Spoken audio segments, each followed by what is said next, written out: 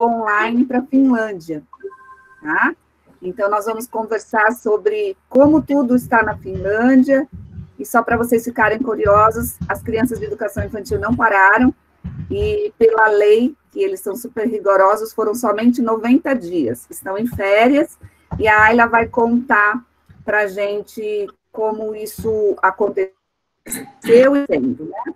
E aí, quem desejar fazer essa viagem online, sem nenhuma turbulência, porque a gente está segurando, vivendo aí um voo tranquilo, será dia 3. O link vai ser lançado amanhã, hoje é sexta, hoje à noite, eu vou marcar no Face o horário, para que todo mundo na mesma hora consiga aí a acessar o check-in, tá? E nós vamos para a Finlândia, 3 horas da tarde, horário de Brasília.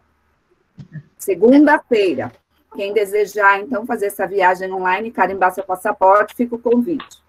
E eu acho que é importante ressaltar até que a gente vai começar a fazer essa distribuição das passagens somente por e-mail, até para a gente se precaver e cuidar um pouco mais da segurança. Então, se por um acaso hoje alguém está aqui e não está cadastrado no mailing da Diálogos, a gente deixa como convite que vocês entrem em nosso site, façam o cadastro, tem ali cadastro para receber toda semana um texto para o blog, é só fazer o cadastro no próprio site, é nome e e-mail. E isso já vem para a nossa caixa de acesso até vocês, e a gente começa a disparar essas passagens aí para essas viagens por e-mail, tá bom, gente? Para garantir que todo mundo possa participar. Os e-mails não serão divulgados e a gente pede também a responsabilidade, o cuidado, assim, né, de quando vocês tenham um link, de como esse link é guardado. É importante hoje a gente saber que um link é uma identidade. Então, para todas as pessoas que estão aqui, nós também precisamos olhar sobre segurança. Eu estou buscando até alguém para falar nessa área, para trazer aqui algumas dicas, orientações a respeito desse processo, porque se você tem um link, é muito fácil produzir, mas ele também é muito fácil de ser espalhado, e a segurança, nesse momento, são identidades aí para todos os lugares. Então, a gente está também estudando sobre isso, que cada hora é uma coisa para a gente aprender, é o inédito do inédito. Antes, quando haviam, né, vagas sobrando, a gente compartilhava esse link, e agora nós não vamos mais compartilhar. Portanto, o que a gente vai pedir é a avaliação mesmo do horário. Eu posso, às 3 horas da tarde, fazer este voo para a Finlândia? Né? Se eu não conseguir, então que não faça esse cadastro, porque aí porque senão eu vou pegar a vaga de um e a gente não vai mais conseguir disponibilizar, porque antes a gente abria. Quem não conseguiu, né, sobravam algumas vagas, igual quando a gente vai ao teatro, fica lá esperando uma vaga para ver se alguém falta. Mas, infelizmente, isso nós não vamos mais poder fazer, né? Para manter o nosso trabalho, que é esse trabalho sério, cuidadoso, respeitoso, e que ele tenha também segurança a todos, né? Segunda-feira, então, eu vou marcar um horário, eu e a Fabi colocamos no Facebook o dia que nós abriremos o link, o Simpla cadastra, e quem se cadastrar, somente esses estarão aí, tá bom? Estamos tentando conseguir um número maior de vagas, mas que essa qualidade aqui, já estamos em 122, possa sempre ser também dentro do que a Diálogos trabalha, né? Segura, respeitosa e com muito cuidado. A gente... A Diálogos liberará algum mês um novo livro, isso que estão perguntando? Ô, Thelma, isso, aproveitando o espaço, vocês farão a curadoria do livro das Irmãs Abeleira, o novo? Não, a gente já está com... Não, nós estamos já com a agenda da Embalados do ano, né? Então, já tem toda uma programação. É bom até a gente saber, porque aí a gente vai por outro meio, né? Sim, sim. Obrigado. Isso. A gente tem de nada entrevista, eu não sei se todo mundo que está aqui hoje, eu não sei se todos conhecem Diálogos Embalados. Diálogos Embalados a menina dos nossos olhos aqui, é um clube de assinatura de livros pedagógicos para professores. Então, desde setembro de 2016, a gente tem esse clube que começou atendendo 70 professores e hoje, para nossa alegria aqui, a Casa de Diálogos está em festa. Eu acho que eu, como representante, e a Thelma, de mais de 2.400 educadores que fizeram a solicitação do kit nesse mês de julho. Então, a gente está muito, muito feliz por esse movimento, foi um número muito expressivo, a gente nunca chegou a 2.400 educadores, até passou esse número, os livros tiveram que ser reimpressos, ontem chegou de uma gráfica de Erechim, os livros, um livro super bonito, eu tenho certeza que muita gente que está aqui conosco já recebeu o kit, o material desse mês. E aí, Jean, a gente tem já, como a Thelma disse, né, até dezembro, até por conta desse número, até dezembro a gente já tem os kits fechados. Então, tem um livro lindo, material que chegou para a gente ontem também, que é do mês de agosto, que a gente está vivendo um caso de amor, que é um livro mais um caderno para que vocês possam cartografar o processo aí de vocês em casa. Aí a informação está muito bonita. Uma preciosidade. Em setembro a gente tem um lançamento também. A gente aproveita, todo mês eu falo, gente, isso está incrível. Mas em setembro tem um lançamento do Severino Antônio, O Voo dos que Ensinam e Aprendem. Então, o Severino toma de livro professor. Outubro tem o OBC. Então, a gente vem com o lançamento do Paulo Fock é o organizador. Em outubro, a gente tem o OBC, vários spoilers aí. Só novembro, a gente está fazendo uma edição de um livro da Edith Derdick, que está muito bonito. E dezembro, a gente vai enlouquecer. É chave de ouro, dezembro. Chave de ouro.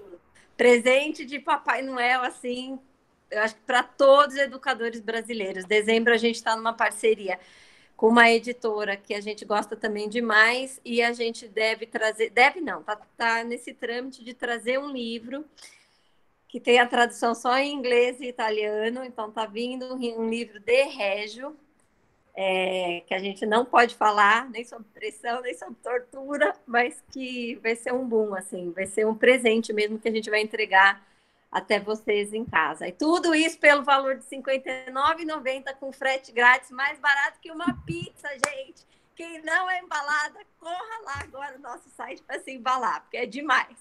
Não é não, Gil? A Fabi ela ia ser a merchan. Deixa eu contar uma coisa, assim. O livro de agosto tem uma relação muito com esse momento que a gente está vivendo. Num tempo de pandemia, estávamos com uma ação voltada para o contexto ateliê e fomos interrompidas, né, por conta de não poder usar o nosso espaço físico na casa.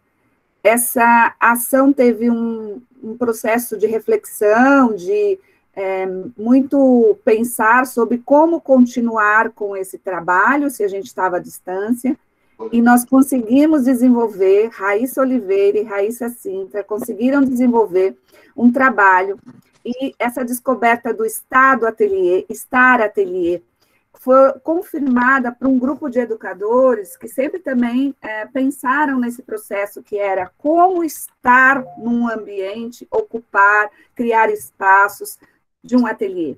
Esse ateliê se constituiu e uma das coisas assim, que aconteceu foi lindíssimas, que é essa cartografia que foi corporificada, que o grupo de educadores passaram a criar mapas dos trajetos delas dentro de casa.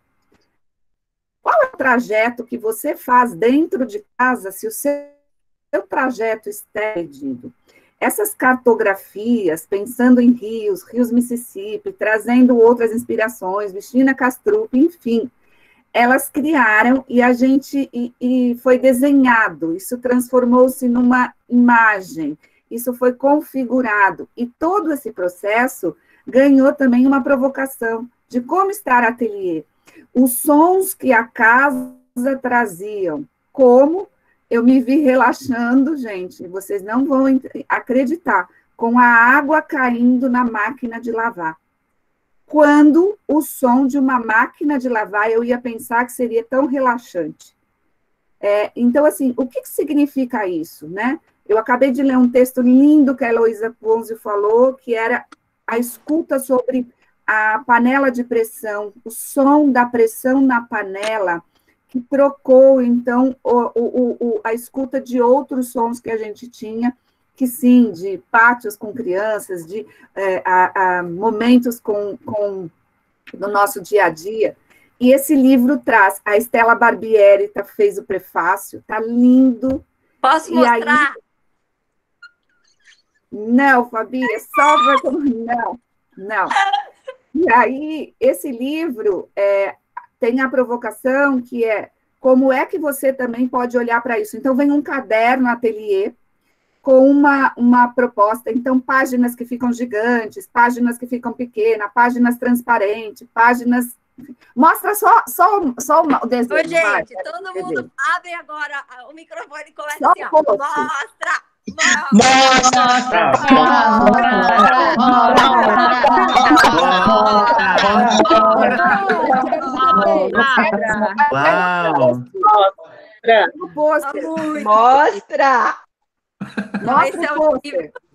esse é o caderno. Olha os trajetos, gente. E compõe cada pessoa dentro de uma casa. Eu pego o pôster, Fabi, que tá aí, grandão. Eu vou pegar, tá lá embaixo. Eu vou pegar. Cada imagem dessa é um trajeto de uma pessoa, do quanto ela usava, por exemplo, dentro da casa. Ela desenhava a casa e aí ela foi desenhando, traçando. Por exemplo, o meu ia ficar num ponto muito específico da casa. Eu fico no meu escritório do lado da lavanderia. Então, como é o meu dia? Será que eu ando muito na sala? Eu vou até a varanda? Eu entro muito em qual lugar da casa? Onde é que o meu tempo e meu corpo permanece? Imagine isso, os processos, para vocês pensarem o quanto isso... E a ideia é um convite, que vocês também vão fazer isso com muita gente, vão embalar esse processo, mandar para a gente, e a gente vai fazer um enorme papel de parede com essas marcas da pandemia, com essa cartografia em casa. E assim, tem mais novidade, mas não mostra. Para, Fabi, chega, gente. Não conta tudo, mas é de verdade. Amanhã, hein? Em tempo de pandemia. Isso, chama ateliê, chama Ateliê no Cotidiano. Então, ele chama Convívio, Continuidade, Convite, Convive, Continuidade. Raíssa Sintra, Raíssa Oliveira, uma arquiteta, as duas atelieristas, e a Estela Barbieri com o prefácio. E aí o selo da Diálogo, que foi um livro lançado pela gente. E o caderno que acompanha, que é esse aqui, que aí eu só vou mostrar uma página, que é o que a Thelma falou. O caderno é todo, a gente vai abrindo aqui, tem umas partes para a gente desenhar, aí compor, na verdade, a nossa própria cartografia. Gente, tá incrível. É o livro, o caderno, uma revista Pátio, mais um mimo da Faber-Castell para vocês e uma prática pedagógica de uma escola que está fazendo um trabalho lindo aqui em São Paulo. Escola pública, linda. Isso aí. Quem não abrir essa escola? E aí, com isso, a gente está bem feliz, animada, porque é uma escola pública que está junto com a gente. Gente, Manuel de Barros, na hora que vocês abrirem e puderem ver o processo que eles fizeram com Manuel de Barros, e registraram, e documentaram, e trouxeram, é de encantar. Então, é um QR Code, e quando você abre, é lindíssimo, tá? Fabiana Lopes está aqui com a gente já, estou vendo os olhos dela já iluminando aqui, brilhante, está feliz. Eu queria agradecer a todos, nós estamos em 125, numa sexta-feira, em que estaríamos nesse mergulho na escola, contando os dias para a semana terminar, porque aí a gente fica assim, hoje é sexta-feira, hoje é sexta-feira. E é mais um dia de encontro, é mais uma viagem que a gente faz aqui online. O nosso voo está tranquilo, espero que ele termine bem tranquilo, continuamos nosso acompanhamento. Estamos gravando por uma questão de segurança, Ana Lopes, tá? Todos já foram informados, e a Fabi agora vai chamar para falar um pouquinho aí de como vai ser esse voo. O serviço de bordo vai ser servido a critério de cada um, tá? Então, quem quiser pegar seu café com leite, seu chazinho, fique à vontade. A gente não se conhece ainda pessoalmente, né? Nem eu, nem a Thelma, nem a Ana. Tinha uma ideia, minha e da Thelma, de visitar Portugal esse ano, até para poder conhecer um pouco mais sobre as práticas educativas e se aproximar de algumas pessoas. A Ana é uma delas, a Milena, a Célia, que sempre nos acompanham e sempre estão embaladas aí também conosco. E aí veio o Covid e tirou da gente essa possibilidade momentânea. A gente vai ter que aguardar um pouquinho mais esse abraço pessoalmente. Então, é com muita alegria que a gente recebe hoje aqui nesse voo Brasil-Portugal a Ana. A gente conversou um pouquinho durante esse tempo sobre o processo, né, como Portugal começou esse recolhimento social há mais tempo que nós. As crianças já voltaram, então a Ana contou um pouco para mim sobre esse processo, compartilhei com a Thelma, e de uma maneira muito poética, ela foi falando desse regresso e da força do presente, né? Esses encontros que estão sendo olhados, eu acho que com muito cuidado, dia a dia, essa força do presente, sem grandes projetos longos, mas olhando para as minúcias mesmo do dia a dia. E eu reforço as palavras da Thelma, que sexta-feira boa, né? Que manhã de sexta-feira boa, aí 130 educadores conosco. Eu acho que o Brasil vem passando por... A gente finalmente chegou no inverno. Aqui em São Paulo tem feito muito calor. Hoje é um dia que o inverno, de fato, chegou. E eu acordei com uma frase que eu ouvi outro dia da Luísa Lameirão, que é uma estudiosa da pedagogia Waldorf. E a Luísa falou que a cada manhã a gente deve recolher o orvalho da noite e seguir em frente. Então, meu desejo é que hoje, nessas manhãs frias, com exceção talvez do Nordeste, mas que a gente tem tido aqui no Brasil, a gente recolha esse orvalho da manhã, se nutra e siga em frente. Ana, muito obrigada, querida. Olá, muito obrigada e eu agradeço muito o vosso convite. Realmente as novas tecnologias permitem-nos estes voos rápidos e tranquilos. E é muito bom aproveitarmos estas oportunidades, então eu quero agradecer principalmente e em primeiro lugar esta confiança que também depositaram em mim, não é? Para vir aqui partilhar um bocadinho da experiência, é com muito orgulho, muita honra que aceitei. Ora, e assim, eu não trouxe uma apresentação para falar convosco, nem trouxe nada muito estruturado e organizado. Quem já me conhece sabe que eu sou um bocadinho, sou jazz, não é? Vou de improviso.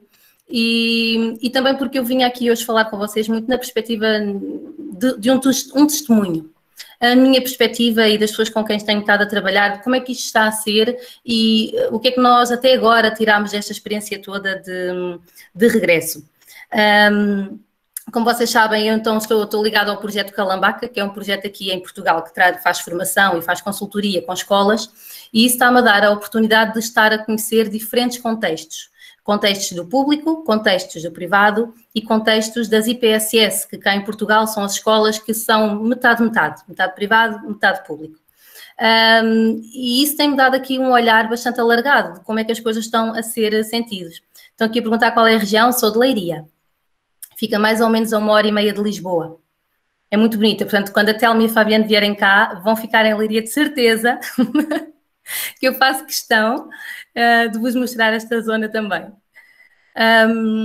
E durante todo este tempo de pandemia, nós aqui em Portugal já estamos efetivamente numa fase diferente daquilo que eu vejo que vocês estão aí no Brasil, não é? E neste momento nós temos mais do que um Atlântico a separar-nos, acho que estamos em fases, em momentos diferentes deste processo. Claro que também há toda uma diferença cultural, uma diferença social, uma diferença política que nos caracteriza, e por isso muito do que se calhar está a ser vivido em Portugal pode servir mesmo apenas como uma inspiração, porque é óbvio que vocês aí têm outros desafios e têm outras realidades que têm que ter em consideração.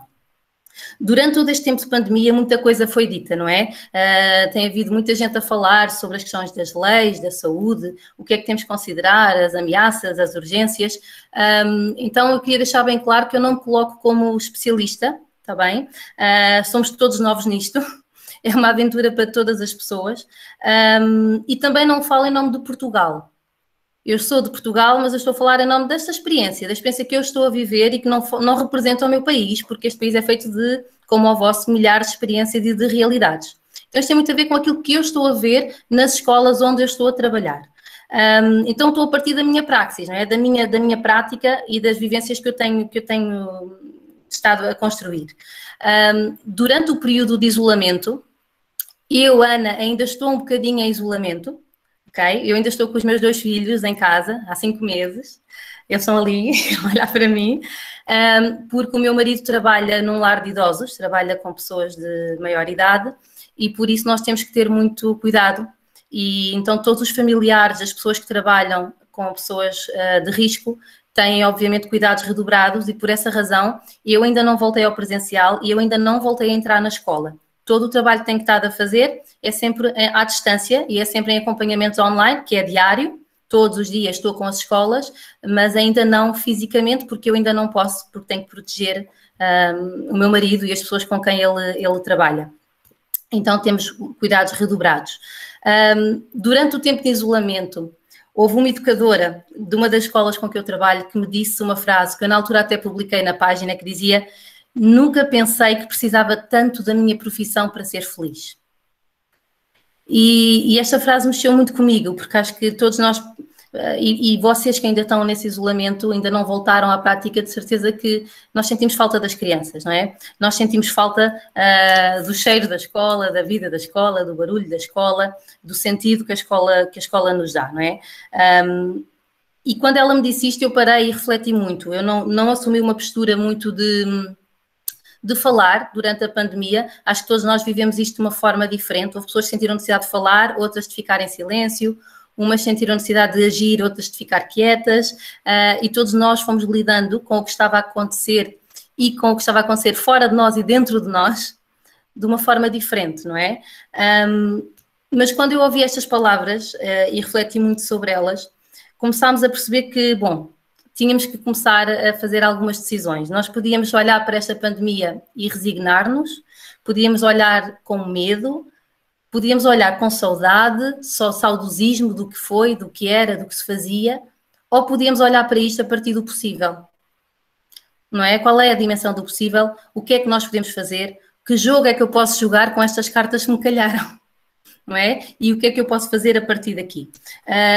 E foi um bocadinho este o mote que nós, nas escolas onde eu estou como consultora ou como atelierista, partimos muito nesta reflexão. O que é que nós podemos fazer agora? Estas são as condições, não vamos ficar simplesmente a chorar sobre o que não temos, não podemos ficar simplesmente a lamentar o que já não é, vamos agarrar nisto e vamos fazer o nosso melhor. E foi a partir daí que nós voltámos e começámos a pensar este regresso. Então a grande pergunta que andou na cabeça de todos e nas nossas cabeças era: e se escolhermos ver as possibilidades em vez das restrições? Esta foi a grande questão. E se nós escolhermos olhar para isto a partir das possibilidades e não das restrições? Eu sei que é um bocadinho clichê falar desta ideia de oportunidades, que a pandemia trouxe muitas oportunidades. Eu confesso que no início, quando ouvia isto, sei lá, mexia comigo. Eu estava ainda demasiado frágil e triste com tudo o que estava a acontecer para conseguir olhar para as coisas assim. Apesar de Portugal ter sido menos afetado em termos da pandemia, eu perdi um familiar e, como devem imaginar, isso tudo mexe. E quando nos vêm falar de oportunidades numa fase assim, nós não queremos ouvir isso, não é? Mas quando realmente saímos deste lugar de luto, porque eu acho que passamos por um processo de luto, a escola que era aquilo que tínhamos, e passamos a, ok, quais são as possibilidades, qual é a dinâmica do possível que eu posso agarrar, as coisas começam efetivamente a mudar. E foi aí que começámos a perceber que tínhamos que falar é importante, ouvir é importante, mas chega um momento em que nós temos que começar a conversar e a criar diálogo. Ok? E a ideia de criar diálogo é diferente de criar um debate. A Suzanne Alexander dizia que nós estamos muito habituados ao debate, nós somos educados para o debate. Só que debater não é o mesmo que dialogar, não é? Num diálogo eu quero entender o processo, eu quero entender o outro, eu quero construir algo junto. Num debate eu quero apenas apresentar a minha ideia, fazer valer a minha ideia e convencer alguém. E nós começámos a entender que nós tínhamos que sair do lugar do medo, mas também tínhamos que sair do lugar do debate para passar efetivamente a um lugar de diálogo. Um lugar de construirmos algo juntos. E neste diálogo nós fomos convidados a puxar todas as nossas referências, todas as nossas concepções, todos os nossos valores, não é? Todas essas armas de conhecimento que nós temos vindo a juntar ao longo do tempo, mas também fomos convidados a ser aquilo que eu defendo muito, guardiões da infância.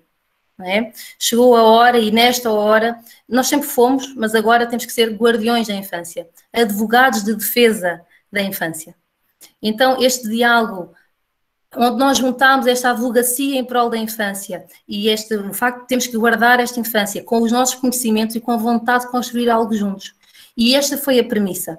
Foi a partir daqui que começámos a pensar, então, como é que vai ser este regresso? Porque isto é um mundo desconhecido para toda a gente e é um mundo assustador, não é? Bom, mas nós somos educadores. Se há pessoas capazes, criativas e com recursos, somos nós. Então foi começar a olhar para isto desta forma e começámos a perceber que dentro deste possível e dentro desta dinâmica, este era efetivamente um momento de muitos reencontros. E eu escolhi essa palavra reencontro até para vos dar como título aqui desta partilha, mais informal, porque é efetivamente a palavra com que eu descreveria toda a experiência de pandemia que nós tivemos aqui. Foi a palavra reencontro. E reencontro com o quê?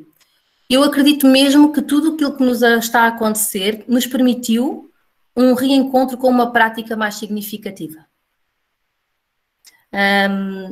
Nós costumamos dizer que nós valorizamos o que perdemos, não é? Ou só valorizamos quando perdemos.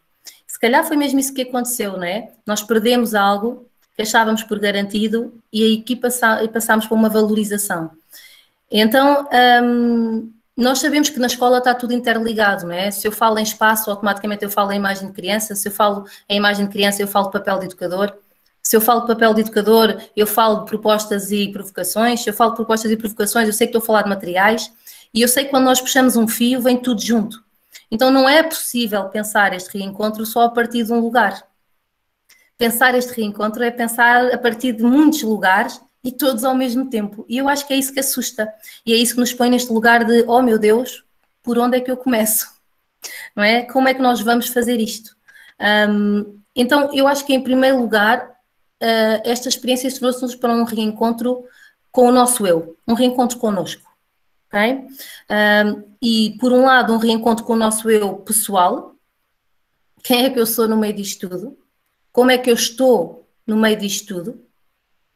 Nós também temos que ter essa capacidade de perceber como é que nós estamos e se precisamos de alguém e se precisamos de alguma coisa. Então, quem é que eu sou, como é que eu estou e perceber aqui um bocadinho qual é que é a minha identidade.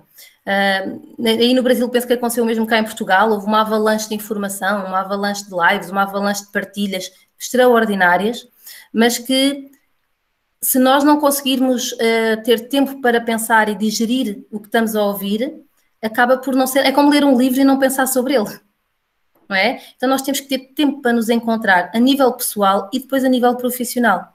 Quais é que são as minhas motivações? Quais é que são os meus propósitos? Não é? Porque eu só posso oferecer aquilo que é verdadeiro em mim. Eu posso ouvir discursos maravilhosos, eu posso vir a uma série de encontros, falar com a Ana, falar com a pessoa A, B, C, para vir procurar inspiração, mas no final de contas vai chegar um momento em que nós temos que parar, pensar em tudo o que recolhemos e começar a tomar decisões e começar a construir diálogo e começarmos a encontrar a nossa identidade e a nossa forma de fazer. E esta consciência foi muito importante para os educadores aqui em Portugal. A começarem a perceber, ok, quem é que nós somos, como é que nós estamos e para onde é que nós queremos ir. não é? Quais é que são as nossas bússolas? Qual é que é o nosso caminho? Então, este reencontro connosco foi muito importante e acho que foi mesmo também um dos primeiros passos que nós tivemos que dar e que eu fiz mesmo com as equipas. Parámos para conversar sobre nós enquanto pessoas. E depois, o segundo ponto de reencontro é este reencontro com o outro. Porque depois de pensarmos em nós enquanto pessoas, veio esta lógica de pensar no outro, no coletivo, na comunidade, e este outro englobava a minha equipa, as equipas com que trabalhávamos, englobava as famílias e englobava as crianças. Estes outros que nós estamos aqui com tantas saudades do outro, não é? E que se calhar antes da pandemia tínhamos o outro todos os dias connosco e se calhar até nos queixávamos, porque o outro nos incomodava, porque o outro nos chateava, porque o outro nos roubava tempo, e agora é do outro que nós sentimos falta. Então isto obrigou-nos muito a ir pensar, primeiro na equipa, e o que eu sinto em todas as equipas com que estou a trabalhar foi que a pandemia uniu as equipas. Claro que isto também tem muito a ver com a forma como as coisas foram conduzidas, mas efetivamente o tempo que nos faltava nas práticas antes da pandemia, nós encontramos aqui, durante este tempo de pausa. E então as equipas começaram a conversar, as pessoas começaram a trocar ideias, começaram a partilhar sentimentos. E então houve realmente um reencontro com as equipas que eu estou a sair, que eu estou a sentir que está a continuar agora. Agora que já estamos na prática e agora que já estamos a fazer horários completos, as equipas continuam a refletir juntas e continuam com esse desejo. E isso é muito bom, não é? Isso é muito bom.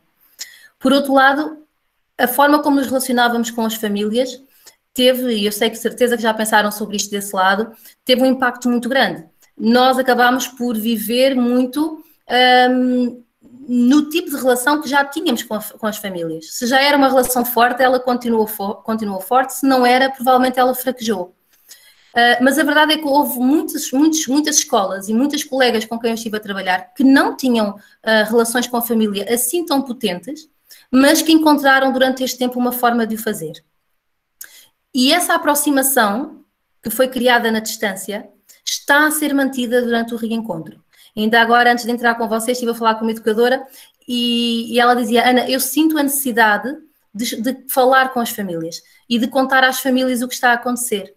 E eu perguntei-lhe: mas porquê é que tu estás a sentir isso? É porque as famílias não podem entrar na escola e tu sentes a necessidade de justificar o teu trabalho, de mostrar o teu trabalho? E ela responde: não, é porque eu agora habituei-me a tê-los por perto. E isto foi incrível, não é? Não, eu habituei-me a tê-los por perto. Eu percebi que eu não sou só educadora de crianças, eu sou uma educadora de famílias. Eu trabalho com eles todos. Com as mães, com os pais, com os avós, com a criança. Eu sou aquela pessoa que está aqui para estar ao lado deles num processo educativo. E isto é uma mudança de perspectiva da nossa função, não é? E temos vários colegas que abriram este horizonte, deixaram de focar apenas na criança e agora posicionam-se como aquela pessoa que está ao lado das famílias. Isto é algo novo, isto é algo que nos veio com esta situação e que agora está a permanecer. E depois, claro, este reencontro com a criança, não é? Isto fez-nos repensar toda a nossa imagem de criança. Que eu costumo dizer nas formações que dou, que a imagem de criança é das coisas mais fáceis de nós dizermos em palavras, mas de mais difíceis de pormos em prática e de realmente concretizarmos. Demora tempo a construir uma imagem de criança. E esta situação que nós estamos a viver trouxe-nos novas informações, trouxe-nos novas perspectivas e uma outra capacidade de escuta, não é? A verdade é que neste momento e com este regresso, a prioridade deixaram de ser as atividades, deixaram de ser os projetos e retomamos as relações. A prioridade voltou a ser a criança. E o que nós sentíamos até aqui é que, se calhar sem darmos por ela, estávamos tão focados nas propostas, estávamos tão focados nas provocações, nos próprios materiais, no fazer, no acontecer, no contribuir, que nos esquecíamos da criança. E então o que nós estamos a sentir agora neste regresso é que nós estamos a voltar a valorizar o que já lá estava. Ok? E esta ideia da pedagogia do detalhe, que Pickler fala nos cuidados, aqui estamos a trazer esta pedagogia do detalhe para o nosso olhar. Estamos a começar a ver com muito mais atenção, com muito mais cuidado, com muito mais disponibilidade e com muito mais calma. E isso é algo bom. Isso é um possível que nós não estávamos à espera que fosse acontecer. É algo que nos está a apanhar de surpresa. Depois, para além deste refletir sobre o eu e sobre o outro, houve obviamente um reencontro com os nossos valores e os nossos princípios. Aqui em Portugal foi muito falado a ideia das escolas fazerem cartas de princípios. É algo que eu já faço com as minhas escolas, portanto, estas escolas com que eu estou a trabalhar já têm os seus manifestos construídos há 3, 4 anos, que funcionam um bocadinho como os pilares, não é? As nossas bússolas de ação, em que é que estas escolas acreditam, o que é que estas escolas defendem. E voltar a isto foi muito importante, não é? Qual é a ideia de escola? E também ganhamos noção da fragilidade das coisas que nós dizemos. Há certos princípios que nós afirmamos, mas aqui na pandemia apercebemos do quão frágil eles estavam e do quão ainda eram só palavras. E nós tivemos que olhar para isso de frente e perceber que isso era uma realidade, que isso estava a acontecer, não com vergonha, não com ai meu Deus, não, ok. Nunca tínhamos percebido isto assim e agora o que é que vamos fazer? Então foi muito uma fase em que, e agora este reinício está-nos a permitir muito transformar efetivamente o que nós pensamos em ações. Então está-nos a permitir esta coragem quase de recomeçar do zero. E quando eu digo recomeçar, é mesmo recomeçar. Estamos a mudar formas de reunir, estamos a mudar formas de organizar, estamos a mudar formas de fazer, mesmo, sem receio disso. Porque nós percebemos que nós aguentamos a mudança e nós percebemos que a mudança nem sempre traz coisas más, muitas vezes traz coisas boas. Então está aqui a ser este olhar para o outro e olhar para as coisas às vezes como se fosse a primeira vez e perceber essencialmente a potencialidade das coisas pequenas, não é? Estamos numa altura em que nada entra na escola, porque convém que pouco entre na escola, e que nada saia da escola. Estamos aqui quase, ao tentarmos fazer da escola um espaço seguro, nós somos convidados a trabalhar com o que lá existe. E até aqui nós pensávamos muita vez que acompanhar uma criança era levar coisas novas, era fazer coisas novas. A verdade é que, para acrescentar, e ontem falávamos disso no encontro que tivemos com a Escola Parlenda, para acrescentar complexidade a um projeto, eu não tenho que trazer uma coisa nova a cada dia. E este regresso está-nos a permitir esta reflexão. Perceber que acrescentar complexidade, acompanhar uma criança nas suas pesquisas, não significa necessariamente novos materiais, novas introduções, não. É a partir deste simples, deste detalhe e deste olhar que está muito mais atento e deste valorizado que já existe, que está muito mais aguçado do que alguma vez esteve. E isso leva-me aqui ao meu quarto reencontro, ao ponto número 4, que é a prática, não é? Este reencontro com a nossa prática. E este reencontro com o porquê do que nós fazemos. Porquê é que eu faço assim? E para regressar, aqui em Portugal, nós somos mesmo obrigados a pensar sobre tudo. Porquê é que eu giro os almoços como giro? Porquê é que eu organizo a sala como organizo? Porquê é que eu faço as entradas como faço? Porquê? E nós tivemos que pensar no porquê de tudo para depois conseguir perceber, perante a lei que Portugal nos estava a dar, o que é que nós íamos fazer, o que é que nós íamos adaptar e o que é que nós íamos simplesmente recusar. Mas não era recusar só porque sim. É recusar sustentado, fundamentado e argumentado, não é? Então foi voltar aos nossos valores pedagógicos e sustentar-nos neles como um compromisso, não é? Porque nós, durante todo o tempo de quarentena em que estivemos isolados, uma das coisas que as educadoras mais me diziam era: falta-nos o processo. Nós estamos a trabalhar com as crianças através dos computadores, nós até conseguimos ver resultados, mas nós não estamos a acompanhar o processo. Nós não estamos a ver o processo. E isto foi das coisas que as educadoras mais me diziam. E então nós agarrámos exatamente nesta expressão para fazer uma profunda reflexão de: se nos falta o processo, o que é que nós fazíamos com o processo quando ainda podíamos estar na escola? Como é que nós lidávamos com este processo? Como é que nós valorizávamos este processo? Que informações é que nós íamos buscar a este processo? E neste momento, que já estamos na escola há alguns meses, o que nós estamos a reparar é que nós não estávamos a olhar para os processos como devíamos antes da quarentena. Agora nós estamos a olhar para os processos com outro olhar, porque sentimos falta deles. E como sentimos falta deles, ganhamos consciência da importância que eles têm, não é? E nesta prática, penso que também uma das coisas mais importantes foi esta questão do tempo, que foi isso que eu falei com a Fabiane quando nós tivemos aquele encontro, esta noção do hoje e do viver no presente. Este regresso trouxe-nos isto, esta calma inesperada. Nós achávamos que regressar ia ser um pânico, achávamos que íamos estar completamente assoberbadas e assustadas, e claro, há coisas mais difíceis, há coisas a ultrapassar, mas estamos com calma. E isto é curioso porque o dia tem as mesmas horas. Então o que mudou não foi o relógio, fomos nós. Nós mudamos. Nós começámos a valorizar o estar, o verdadeiramente estar. E começámos a perceber que com menos planos nós temos mais oportunidades para escutar a criança. Então nós deixámos de programar o que é que vai acontecer na semana a seguir, a festa que vamos fazer a seguir, o encontro que vai haver a seguir, a ideia que temos para a seguir, e já não há esse a seguir. Nós estamos agora, no hoje. E estamos no hoje a perceber que o mais importante é valorizarmos esta relação, este estar com a criança, e estamos a proteger muito este caminho, é que nada nos tire isto. Porque agora que nós encontramos esta forma, nós queremos permanecer aqui, sem essa pressa que muitas vezes nos era dada por uma pressão que muitas vezes nem era real. Muitas vezes éramos nós que criávamos essa nossa própria pressão.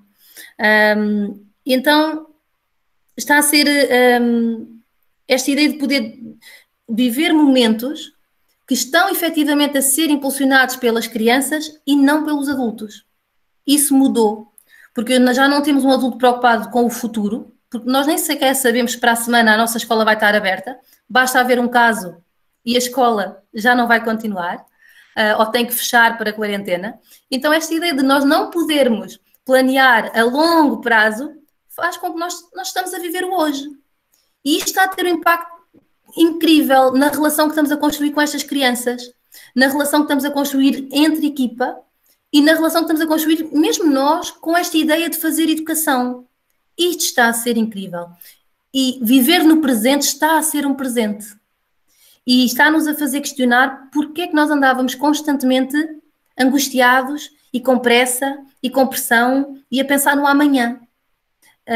E penso que essa está a ser das maiores aprendizagens que nós estamos a retirar de toda esta experiência. E depois temos esta ideia também pensando na prática, para além da relação, para além do tempo, do espaço, não é? E o espaço, como muitos de vocês também já devem ter estado a conversar, uma das grandes coisas que aconteceu foi este resgatar do espaço exterior, da rua. Nós não temos o vosso clima. Aqui em Portugal, se faz vento, não vamos à rua. Se faz sol, não vamos à rua. Se faz chuva, não vamos à rua. E isso faz com que até temos espaços, até temos lugares, mas não vamos. Porque temos medo que a criança fique doente, porque temos medo que uma mãe se zangue, porque temos medo disto, porque tínhamos medo daquilo. E o facto agora do nosso governo ter lançado como uma das diretrizes esta ideia de é para estar na rua o máximo de tempo possível, porque isso protege as crianças, devolveu aos educadores uma segurança, deu-lhes um argumento. Então eles estão confiantes. Então, eu trabalho numa das escolas onde eu trabalho, a direção, uma das lutas era que a direção deixasse as crianças usar um espaço de floresta que havia perto da escola e a direção não deixava.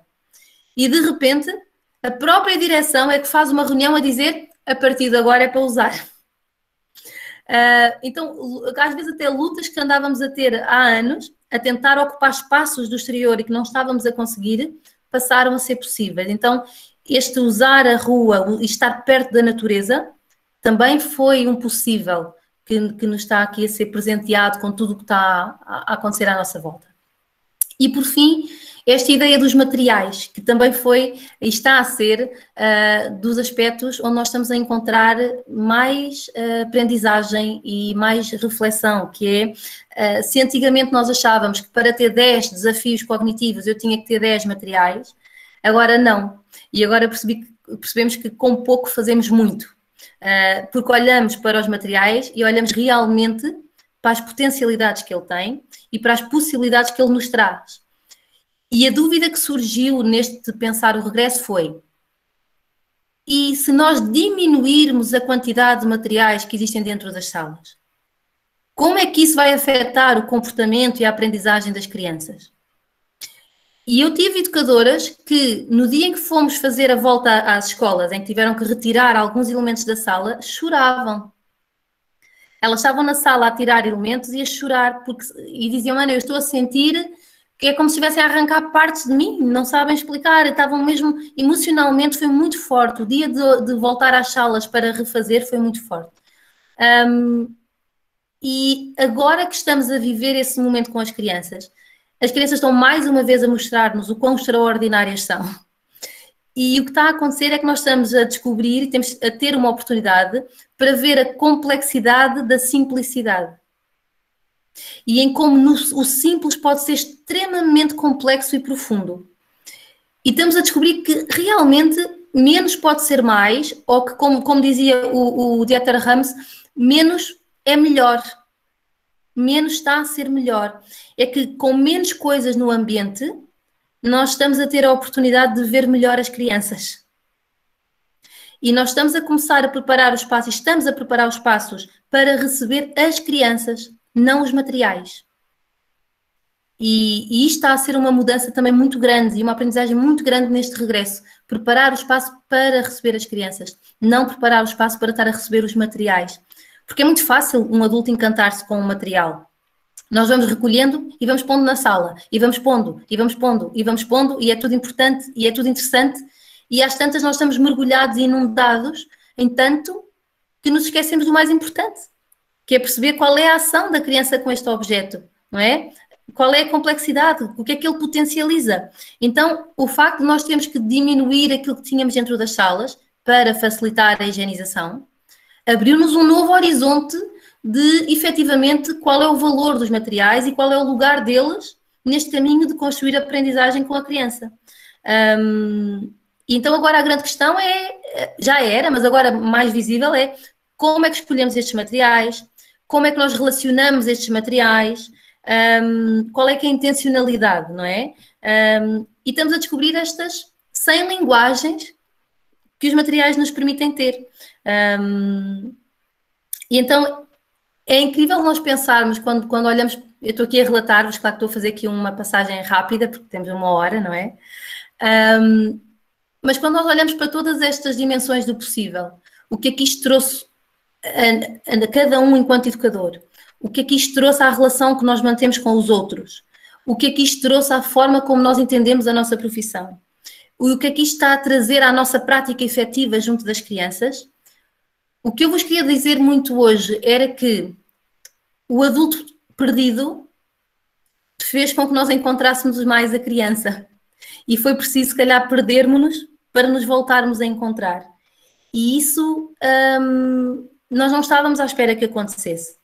E eu sei que não está a acontecer em todas as escolas, eu sei. Eu sei que eu não estou a fazer um discurso que é generalizado, mas está a acontecer nas escolas que decidiram olhar para isto a partir da dimensão do possível. E está a acontecer nas escolas que se permitiram a ter reencontros. E isso está a ser extraordinário, não é? Esta ideia de poder viver com leveza os nossos dias, não é? E esta ideia de poder pôr o foco efetivamente na relação. Como dizia a Júlia Formosinho, não é? As relações são o coração da pedagogia. Então, poder efetivamente dar corpo a estas ideias e valorizar aquilo que nós perdemos durante a quarentena e que agora temos e que temos que lutar para não voltar a perder. Temos que lutar para que tudo aquilo que nós conseguimos retirar desta experiência não se transforme em passado. Temos que manter, temos que agarrar e manter. E claro que neste processo todo e nesta valorização do hoje e nesta valorização do presente, houve um momento neste regresso que assustou imenso, que foi o momento em que nós tivemos que fazer escolhas. E eu vejo muitos profissionais que andam à procura nas lives, nos encontros, que alguém lhes vá dando receitas porque usam máscara, como é que fizeram no recreio, como é que fizeram aqui, como é que fizeram no outro sítio. Mas isso é importante, claro, isso inspira-nos, isso ajuda-nos. Mas vai chegar aquele momento em que vocês vão ter que agarrar em tudo aquilo que têm estado a ouvir e começar a tomar decisões e começar a fazer escolhas e ter a confiança necessária para agir e para avançar. E eu penso que esta palavra confiança é a palavra, não é? É a palavra. Porque todo este regresso está a implicar uma confiança enorme das famílias em relação à escola, da escola em relação às famílias, das crianças em relação aos educadores, dos educadores em relação às crianças, de nós em relação uns aos outros. A confiança está a ser efetivamente o elo de ligação. E também é importante nós termos esta confiança em nós, nos profissionais que nós somos, nos conhecimentos que nós temos, para termos esta calma e esta serenidade em aceitar esta ideia de que vamos efetivamente, quando as escolas regressam, nós efetivamente assumimos uma responsabilidade. As decisões que nós vamos tomar, a forma como nos vamos organizar, é uma responsabilidade e nós vamos ter que a assumir. Mas ela deixa de ser assustadora quando nós estamos confiantes nos conhecimentos que fomos juntando, nas reflexões que fomos fazendo e nos valores que estamos a defender. E era muito isto que eu tinha para vos dizer hoje e que eu queria muito partilhar com vocês, não é? Estas dimensões do possível. E claro que há aspectos práticos que eu, se vocês quiserem, posso-vos falar um bocadinho sobre como é que fizemos certas coisas, mas o mais importante aqui realmente eu acho que é pararmos e olharmos para isto a partir de uma perspectiva de aprendizagem, porque efetivamente vamos sair todos disto muito mais fortes. E eu sei que também é um lugar comum dizer isto, não é? Mas é verdade. E este aprender a estar no presente e no hoje é efetivamente uma dádiva que nós não podemos abrir mão. Estava aqui a ver como estão fazendo para trabalhar a projetualidade. Obrigada. Os projetos, como eu vos estava a dizer, estão a acontecer muito a partir desta ideia de cotidiano, ok? E a projetação também está a ser muito refletida nesse sentido. Nós estamos efetivamente a viver o hoje para pensar no amanhã, mas está a haver aqui efetivamente o nosso nível de confiança em relação à criança aumentou imenso. Nós efetivamente estamos a viver um momento em que nós confiamos que a criança é capaz de construir as suas aprendizagens através dos contextos que nós lhe estamos a dar. Então, mais do que nós estarmos a pensar em fazer, em acontecer, em projetar, nós estamos realmente a observar, a constatar, a evidenciar aquilo que já está a acontecer, aquilo que a criança está a fazer, a sua curiosidade, a sua vontade natural de agarrar nas coisas e de as perceber.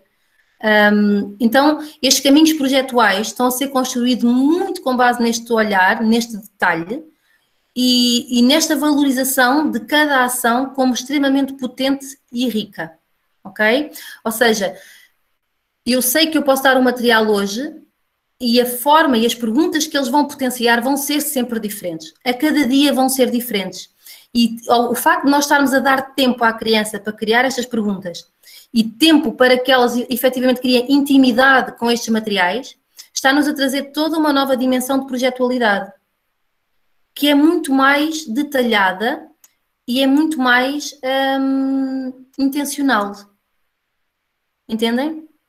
E eu sei que isto é complexo, mas isso é aquelas coisas que realmente no caminho é que nós vamos descobrindo isto.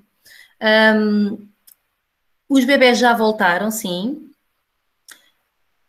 E o que está a acontecer é, neste momento em Portugal, e é a direção por lei e que todas as escolas estão a fazer, cada turma, vocês dizem turma aí também, cada grupo, está apenas com o seu grupo. Ou seja, as educadoras, as professoras que estão naquela sala, contactam apenas com as crianças do seu grupo e eles contactam apenas dentro dos seus grupos. As salas não estão a ter comunicação entre si. Mas quem está dentro da sala tem toda a comunicação. As educadoras beijam, abraçam, dão colo, dão carinho, ok? Aquele grupo fechado contacta, tocam-se e estão quase num dia-a-dia normal. O que acontece é que já não há esta mistura de grupos e já não há esta transição de educadoras que ficam com um grupo agora ou um grupo depois, ou que no final do dia ficavam com parte do grupo da colega. Isso já não pode acontecer. Porquê? Porque a ideia é reduzir. Nós sabemos que é impossível organizarmos um dia-a-dia que impeça o vírus de entrar. Nós não temos essa capacidade, não é possível, não é? Mas nós queremos minimizar os riscos. Então, nós temos todos os cuidados de higienização na entrada da escola e dentro da escola, ao diminuirmos as redes de contacto, nós também estamos a tentar fazer com que, se houver algum contágio, a rede de contactos dessa criança ou desse adulto não é a escola inteira. É só aquele grupo. Ok? Os espaços coletivos estão a ser usados isto agora depende muito da arquitetura das escolas.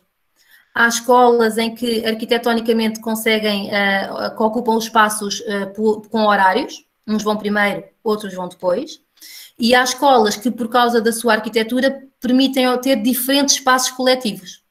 Agora, o que acontece é que não há mais do que um grupo num mesmo espaço.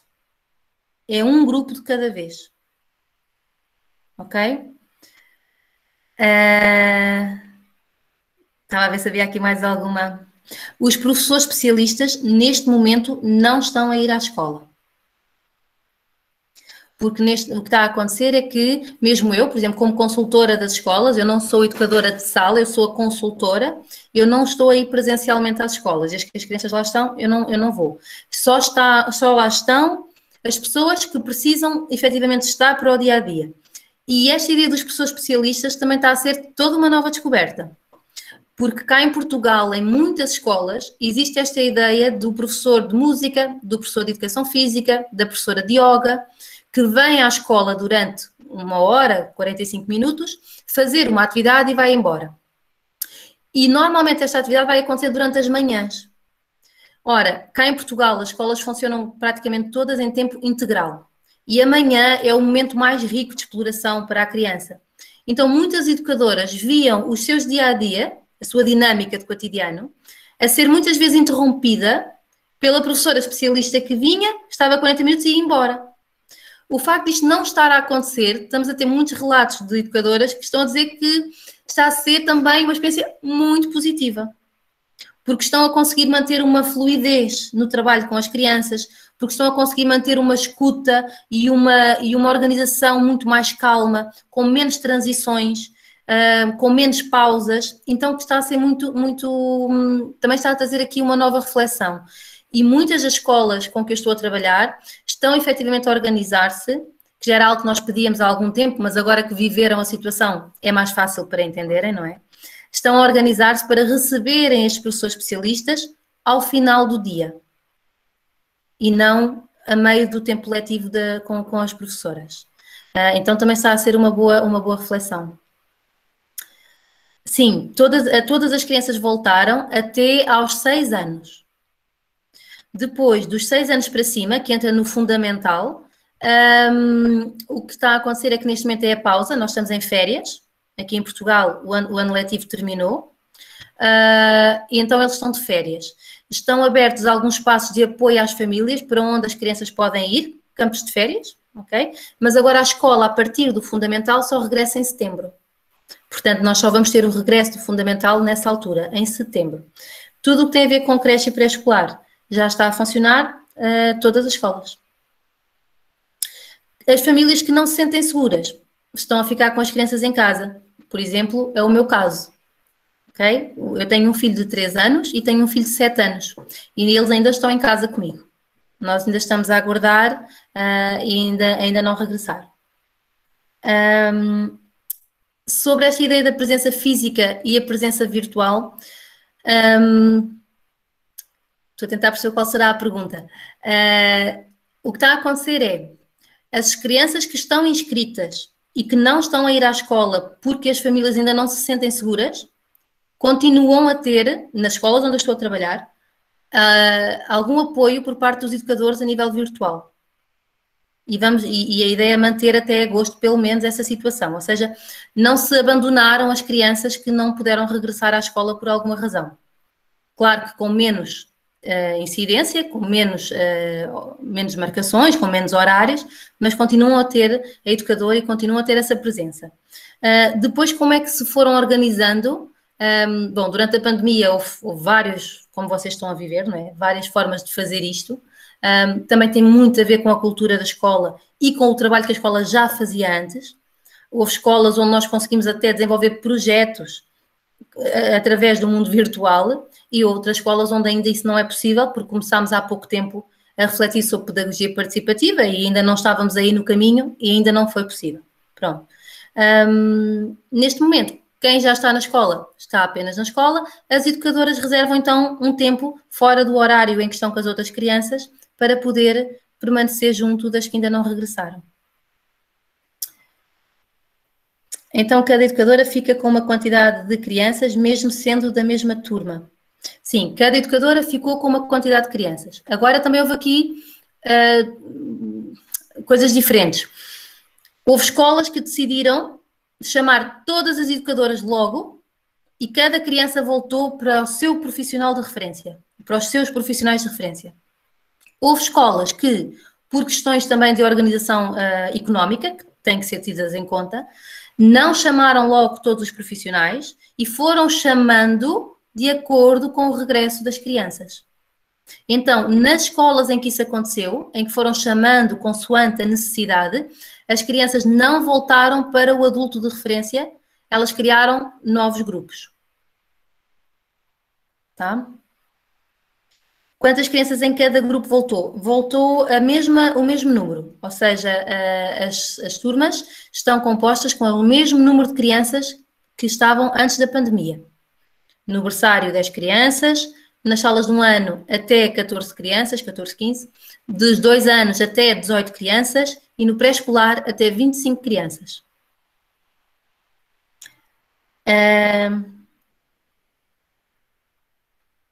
Sim, Portugal primeiro começou com a creche e depois começou com o pré-escolar. Isto houve pessoas que concordaram, pessoas que discordaram, houve muitas razões para isso acontecer, umas pedagógicas, a maior parte não, mas nós também temos que entender que, e dentro de um contexto democrático, nós temos que entender também que um país faz de muita coisa, não é? Que não é fácil. Eu tenho um respeito muito grande pelos políticos aqui em Portugal e pela forma como eles estão a gerir as coisas. Não concordo com tudo, não. Há certas decisões que eu faria diferente, pelo menos com a informação que tenho, faria diferente, mas eu penso que isso está a ser algo que nos pode eventualmente distinguir. É que nós estamos a confiar bastante que as pessoas estão a tentar fazer o melhor, sabendo que eles têm que gerir não só esta ideia de pedagogia, mas também esta ideia da economia. E que as duas coisas são importantes, portanto, nós não podemos puxar só para o nosso lado e esquecendo o outro. Quem está a gerir, efetivamente está com uma responsabilidade tremenda, não é? Nós tivemos, ainda estamos a ter feedbacks diários por parte do nosso governo de tudo o que está a ser feito, porque é que está a ser feito e como é que está a ser feito. Inclusivamente, eles lançam algumas ideias. É uma estratégia do governo, não é muito assumida, mas eles fazem muito isto. Eles lançam a ideia, esperam pelos feedbacks, pelos retornos da população e só depois é que ela passa a ser lei. Inclusivamente em relação à educação, as primeiras diretrizes que saíram em relação à creche foram muito, muito, muito contestadas, foram muito questionadas pelos profissionais de educação e não só, e o governo voltou atrás e refez, e quando lançou, já lançou tendo em consideração aquilo que estava a ser dito. Então, claro que nunca nenhum governo vai agradar a toda a gente, mas até neste momento eu sinto que até estamos de alguma forma a ser bastante protegidos. Roupa, calçado para as crianças diariamente. Olhem, a maior parte das escolas pediu para mandarem por semana, ou seja, mandam aquilo que a criança pode precisar durante aquela semana para que os pertences da criança não estejam sempre a entrar e a sair da escola diariamente. Então, houve até escolas que pediram para o mês inteiro, fica lá e pronto. Mais uma vez, depende das vossas condições, não é? Para armazenar e para organizar. Mas foi pedido para vir logo tudo. Em relação à casa de banho, o que acontece, mais uma vez, depende também da vossa arquitetura. Em muitas das escolas aqui em Portugal, as salas têm a sua casa de banho. Quando isso acontece, não há problema, eles usam a casa de banho como usam o espaço-sala. Quando a casa de banho é comum, aqui depende. O que tentaram fazer foi, uma sala usa, porque há sempre mais do que uma casa de banho na escola, normalmente. Então, umas salas usam umas, outras salas usam outras. E há esta divisão. Peço-vos desculpa. Vou precisar de água, ver se alguém aqui me traz água. Não se importa que eu vá só buscar um bocadinho de água, pois não? Só um bocadinho. Não, pode ficar à vontade.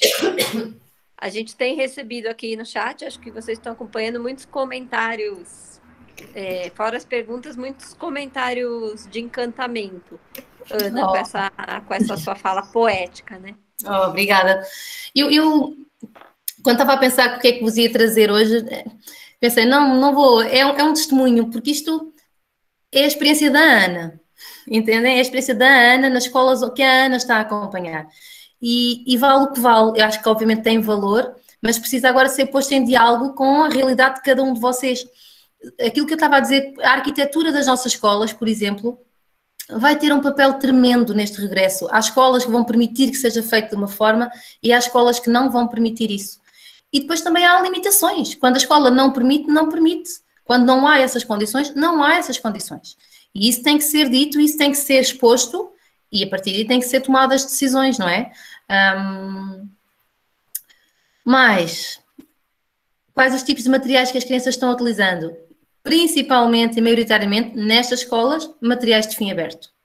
O que foi retirado foram os tecidos, tapetes, almofadas e etc. retiramos por uma questão de facilidade na manutenção, ok? Porque é mais difícil higienizar. O que já está a acontecer é que, quando nós queremos que os tecidos voltem por alguma razão, eles voltam, por exemplo, estão hoje na sala e amanhã não estão, ficam de quarentena a arejar e esperamos o tempo necessário para depois poderem voltar, ok? Ou então são lavados. Então há materiais que permanecem na sala e depois há materiais que vão à sala e depois saem para ser higienizados ou para ficarem de quarentena, ok? Então tudo o que é tecidos tem esta transição, porque tem que ser higienizado com maior frequência. Tudo aquilo que é feito de materiais que nós podemos desinfetar com maior facilidade, permanece na sala. Pronto. O momento do lanche, assim como o momento do almoço, mais uma vez, depende muito da arquitetura. Eu tenho uma escola em Lisboa que está a fazer tudo na rua, porque eles têm um grande alpendre. Diz-se alpendre aí? Sim, tem um grande não, é uma proteção na rua, pronto, então eles fazem tudo na rua, estão a almoçar na rua, estão a lanchar na rua. Tenho uma outra escola em Coimbra que estão a fazer tudo nas salas, as crianças brincam e almoçam nas suas salas. E curiosamente, os educadores estão a gostar imenso desta experiência, porque o facto de não terem aquele ruído que às vezes acontece nos refeitórios, e o facto de não terem que estar a fazer estas transições e permitir esta ideia também bastante picleriana, não é? De ter umas crianças a almoçar enquanto outras estão a brincar e ir gerindo isto em mini-grupos, está a ser muito bom. E muitas escolas que tinham medo de fazer isto, estão a gostar de o fazer. E então, estes momentos de alimentação estão a ser feitos ou na rua ou dentro das salas, cada grupinho com as suas pessoas de referência, quando têm que usar um refeitório. Vão ou em diferentes horários, e são organizados por horários, ou então fazem para garantir o distanciamento de segurança. Por exemplo, numa escola aqui em Leiria, o que nós fizemos foi, não é possível nestas escolas almoçar nas salas, temos mesmo que ir ao refeitório, por uma série de outras razões, então eles alternaram as mesas das crianças da creche com as mesas das crianças de pré-escolar. E como a creche e o pré-escolar almoçam a horas diferentes, as próprias mesas garantem o distanciamento social. Quando estão ocupadas as do jardim de infância, não há ninguém das mesas de creche. E vice-versa. Então as mesas funcionam como a garantia do distanciamento, que também é uma solução. Pronto.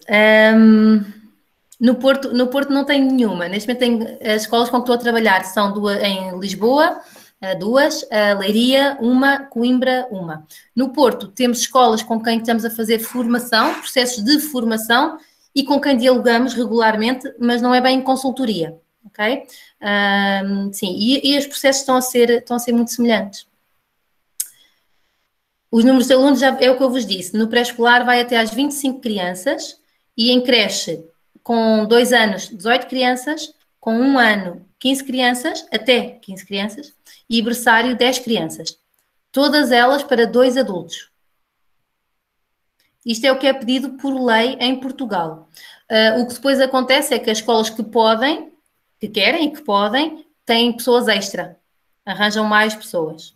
Pronto, mas a maior parte não. A maior parte trabalha com os 2 adultos para cada sala. Isto obrigou a que muitas escolas reduzissem o seu horário de funcionamento. Porque se eu tenho 2 adultos de referência para cada grupo, um vem de manhã, cruza com o outro que vai fechar. Então, para que estes 2 adultos não se cruzassem apenas em 2 ou 3 horas ou no tempo do almoço, foi preciso reduzir os horários de funcionamento, abrir a escola mais tarde e fechar a escola mais cedo, para que os 2 adultos tivessem mais tempo juntos em sala. Então, muitas escolas também fizeram e adotaram esta posição. Nos primeiros dias, olha, ainda bem que esta pergunta está aqui, porque eu queria dizer isso e estava-me a esquecer. Nós estávamos efetivamente com receio, nós achávamos que íamos receber crianças assustadas, que íamos receber, que ia ser muita choradeira, porque eles tinham estado muito tempo com as famílias, e não foi assim. Claro que houve crianças mais assustadas. Curiosamente, aquelas que nós sentimos que estavam mais fragilizadas também tinham os pais mais fragilizados. Ou seja, os pais que estavam com mais medo também foram depois as crianças que iam com mais receios, e isto reforçou imenso a ideia de que nós temos que trabalhar com as famílias e temos que trabalhar a confiança que estas famílias têm em nós, porque isso também é uma forma de garantir um bom acolhimento e que as coisas vão correr bem. E depois houve diferentes estratégias. Houve uma escola, por exemplo, que preparou nas salas, fez documentações sobre situações que tinham vivido através do online, e as crianças, quando chegaram à sala, foram recebidas com situações com essas memórias, o que foi muito interessante, porque quase que ajudou a unir as duas experiências. Houve escolas que prepararam toda a organização de sala com memórias do antes da pandemia.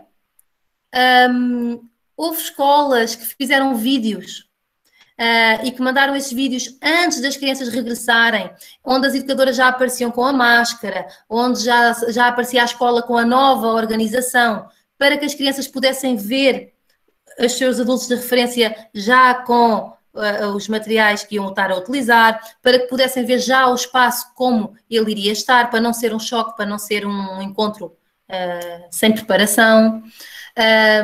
Houve escolas que mandaram cartas às crianças, onde falavam sobre o que é que tinham feito e porque é que tinham feito. Houve escolas que fizeram as alterações às salas em direto com as crianças no Zoom, ou seja, enquanto as educadoras estavam a mudar as coisas, as crianças estavam a ver e a dar ideias e a dar as suas sugestões, o que foi muito interessante, envolver as crianças nesta mudança, porque se nós respeitamos a criança e se nós consideramos que a escola é da criança, imaginem que alguém chegava à vossa casa e mudava tudo. Não é? É uma sensação de invasão. Então, mas este espaço também é meu e ninguém me avisou. E então, houve este cuidado em muitas escolas de avisar as crianças e de as envolver neste processo. Então, houve aqui várias estratégias para este acolhimento. O que aconteceu em Portugal é que as crianças não foram todas no mesmo dia, não foram todas de uma vez. Elas ainda estão a chegar, porque, primeiro, o governo fez uma coisa que foi muito interessante, que foi, eles abriram as escolas num determinado dia, mas eles prolongaram o apoio financeiro às famílias durante mais 2 ou 3 semanas. Ou seja, as famílias que precisavam, que queriam mesmo, puderam pôr logo na escola, as outras puderam aguardar. Então, isto fez com que o regresso fosse lentamente.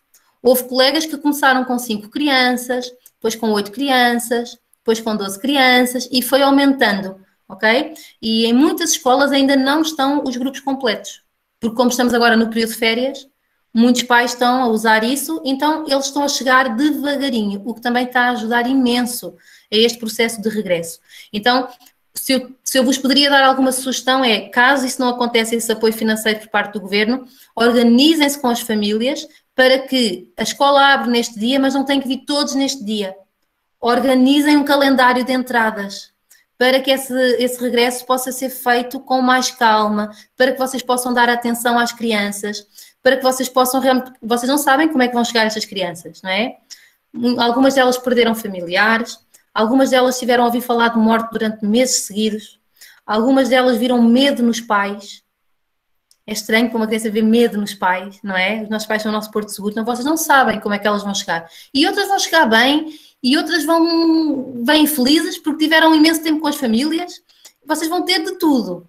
É importante é que vocês se organizem de forma a ter tempo e a ter disponibilidade para perceber o que é que está a acontecer.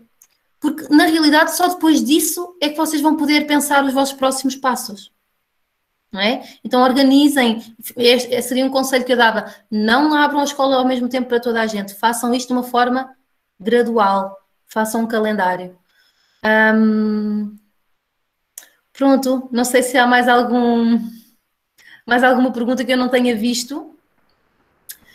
Eu ouvi qualquer coisa das famílias e as famílias não entram na escola ainda.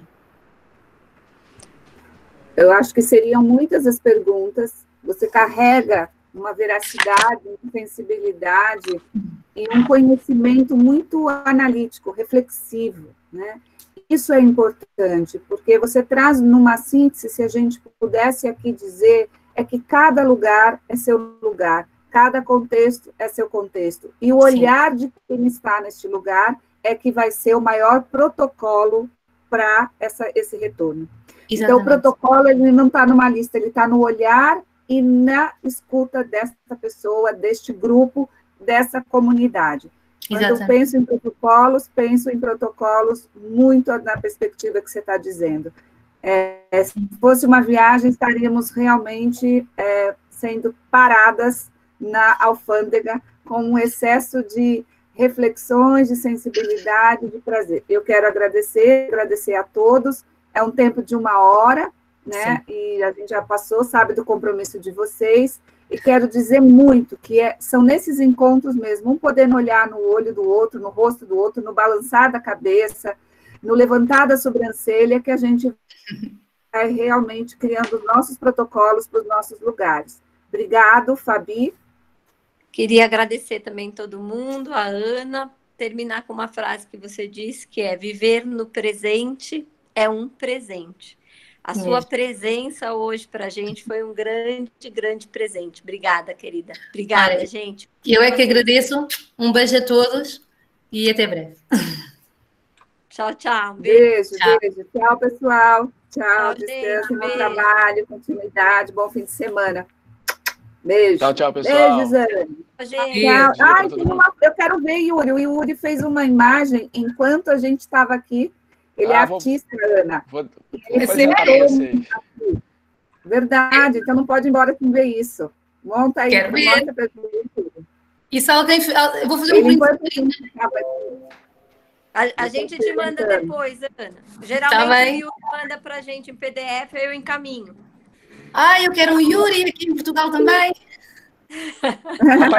Apareceu? Não. Não, tá escrito. Não. Apresentou, mas não apareceu. Eu estou apresentando, mas não tem nada apresentando. Tá abrindo. Tá abrindo? Tá abrindo? Tá abrindo. Acho que tá. Tô vendo aqui o... Não, tá abrindo não. A imagem. Tá vendo? Não. Só a sua... Não. A minha tela? Não. Apareceu o seu trabalho. Você abriu o programa errado. Yuri, olha que você vai aí, hein, Yuri? Olha nós aqui, ó. Gente, é porque ele não tem opção igual do Meet de escolher. Você não tem como... E você fez no papel? Mostra aí na janelinha pra gente um pouquinho. Boa ideia. Na verdade... Põe na janelinha que já dá... Tá apresentando agora tá rolando. Mas ainda não foi. Calma aí, eu vou apresentar para vocês, é mais fácil. Tá, e a gente caminha. Eu vou até aumentar a minha janela, já vou ter aqui. Não tem na webcam, Yuri.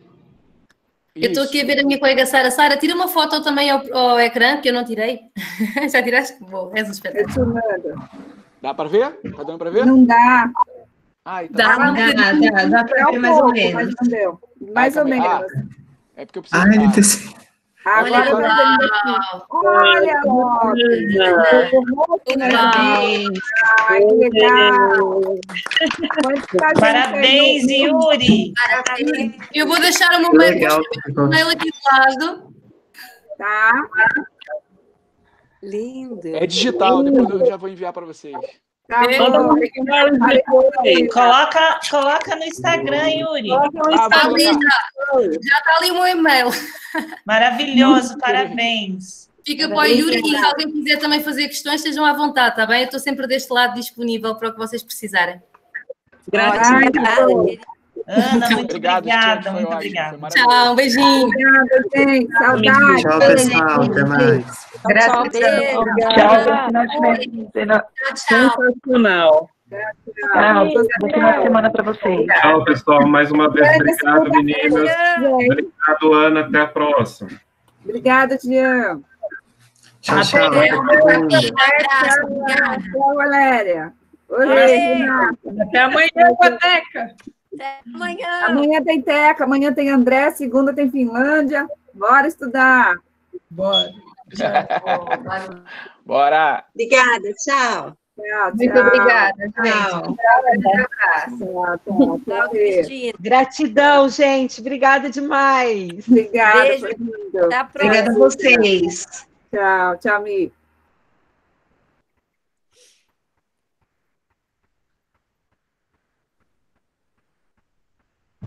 Bora, gente. Cuidar do almoço.